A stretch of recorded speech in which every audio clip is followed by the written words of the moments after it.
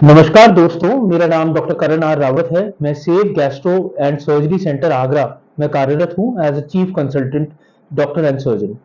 तो आज दोस्तों हम बात करेंगे गॉल ब्लैडर स्टोन्स के बारे में। पित्त की थैली में पथरी, गॉल स्टोन्स, ये क्या होते हैं, ये कैसे होते हैं और इनका डायग्नोसिस कैसे बनता है और इनका इलाज कैसे संभव है।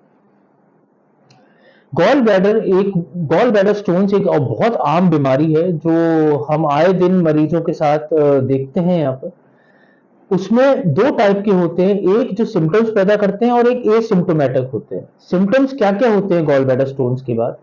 देखिए, एक पेशेंट आया हमारे पास और उसने कहा कि मेरे को जलन, एसिडिटी जिसे कहते हैं, खाना खाने के बाद भारीपन हो जाना और कभी कभार राइट साइड के ऊपर वाले भाग में पेट के दर्द होना।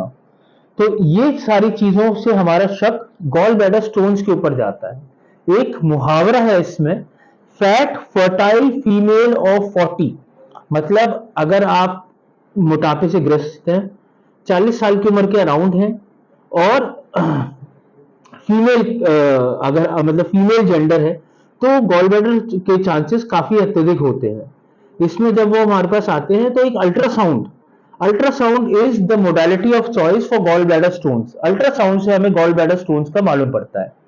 वो जो गॉल ब्लैडर स्टोन्स हैं उन वो कितने बड़े हैं, कितने हैं, मल्टीपल है या सिंगल है, वो कहाँ पर है, क्या वो गॉल ब्लैडर के अंदर है या सिस्टिक डक्ट जो एक छोटी नली होती है उसमें है, या फिर बड़ी नली में चले गए। अगर बड़ी नली में चले गए तो इन्हें सीबीडी स्टोन्स या कोलिडोकोलिथाइसिस कहते हैं।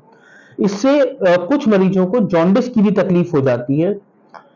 अच्छा, इसके साथ साथ हमें अल्ट्रासाउंड ये भी बताता है कि जो गॉल ब्लैडर है उसकी वॉल की थिकनेस, क्या कोई सूजन तो नहीं आई हुई है गॉल ब्लैडर में।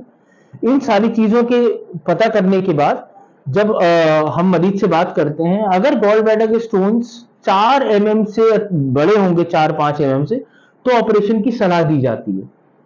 ऑपरेशन इस गॉल ब्लैडर का 3 प्रकार से हो सकता है। एक तो अपनी चीरे वाली सर्जरी जिसे ओपन सर्जरी कहते हैं, ओपन कोलिसिस्टेक्टमी नाम है ऑपरेशन का। दूसरा लेप्रोस्कोपिकली, जिसमें आज की डेट में सबसे ज्यादा लेप्रोस्कोपिक ऑपरेशन होते हैं, जो जिसमें दूरबीन का इस्तेमाल करके हम गॉल ब्लैडर का ऑपरेशन करते हैं, और जिसमें 4 चीरे, 3 चीरे या 1 चीरे से भी वो दूरबीन डाल के ऑपरेशन किया जाता है। उसके बाद आती है रोबोटिक सर्जरी जो आजकल एडवांस्ड है, जिसमें सर्जन को ज्यादा सहूलियत होती है वो ऑपरेशन करने में, और लाभ मरीज का भी होता है जब सर्जन की स्किल्स और अच्छी तरह उभर के आती है। ऑपरेशन के बाद देखिए, लोग कहते हैं सबसे बड़ी भ्रांति है कि क्या मेरा पित्त की थैली निकल जाएगी तो मुझे अपचन की शिकायत हो सकती है या फिर खाने में प्रॉब्लम होगी, पित्त बनेगा या नहीं बनेगा। देखिए, गॉल ब्लैडर एक स्टोरेज ऑर्गन है हमारी हेपेटोबिलियरी सिस्टम का। ये 400 से 450 ml बाइल पित्त स्टोर करता है। जब हम खाना खाते हैं तो ये गॉल ब्लैडर कॉन्ट्रैक्ट करता है और हमारे आंतों में ये गॉल ब्लैडर का जो बाइल है वो चला जाता है, जिससे हमें मदद होती है। ऑपरेशन के बाद यही चीज डायरेक्टली सीबीडी से होते हुए पित्त की थैली को हटा देते हैं, तो सीबीडी से होते हुए डायरेक्टली आंतों में पहुंचती है। हाँ, ऑपरेशन के बाद ये सलाह दी जाती है कि थोड़े दिन तक हल्का खाना खाने से शुरू करें और धीरे धीरे अपनी डाइट बढ़ाएं और फैटी चीजों से थोड़े दिन के लिए बचें। देखिए, ये गॉल ब्लैडर एक बहुत आम बीमारी है, मगर इसको अगर देखिए कोई साइलेंट गॉल ब्लैडर स्टोन होता है तो वो ज्यादा हमें ध्यान देना चाहिए उस चीज का, क्योंकि हमें सिम्टम्स नहीं दिखते वो है कितने टाइम से, उसने कितनी सूजन पैदा कर रखी है। और गॉल ब्लैडर जो होता है स्टोन, उसके जो कॉम्प्लिकेशन होते हैं वो एक तो कोलिसिस्टाइटिस, मतलब बुखार आ जाना, इन्फेक्शन होना पित्त की थैली में, जो डायबिटीज में बहुत घातक हो सकता है। उसके अलावा जॉन्डिस, अगर बड़ी नली में फंस जाए कोई स्टोन जिसकी वजह से जॉन्डिस हो जाता है, जो ईआरसीपी के द्वारा निकाला जाता है। और कोलेंजाइटिस, मतलब जो सीबीडी है, बड़ी नली है, उसमें इंफेक्शन होना।